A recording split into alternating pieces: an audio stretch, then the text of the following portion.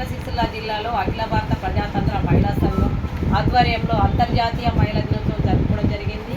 మహిళా దినోత్సవం జరుపుకున్న రోజే పండగలు చేసుకుని కరెక్ట్ కాదు. మహిళలకు జరుగుతున్న అన్యాయాన్ని, హత్యలని, దాడులని, హింసలను ఖండించిన రోజే మహిళలకు అసలైన అంతర్జాతీయ మహిళా దినోత్సవం చెప్పుకోవచ్చు. చిన్నపిల్లల నుండి పెద్దవాళ్ళ దాకా చాలా దాడులు, హింసలు జరుగుతూ ఉన్నాయి.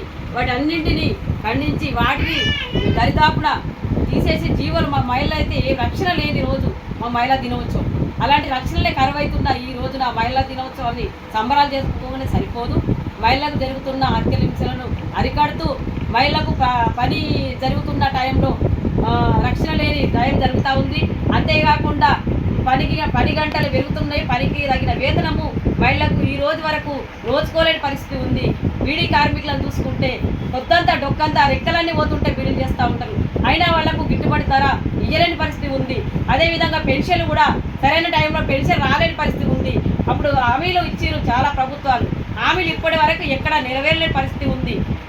చాలా వరకు మహిళా సమస్యల పైన జరుగుతున్న దాడులను అరికట్టి ప్రభుత్వాలు అంతర్జాతీయ మహిళా దినోత్సవం అనగానే సరిపోదు. మహిళలకు సాటి మహిళలకు కూడా సానుభూతి కల్పించలేని పరిస్థితిలో హాస్పిటల్కి పోయినా, ఏ జాబ్లకు పోయినా కూడా అలాంటి సానుభూతి కలగలేని పరిస్థితి ఉంది. కాబట్టి గవర్నమెంట్ ఆలోచించి మహిళలకు దాడులను అరికట్టాలి.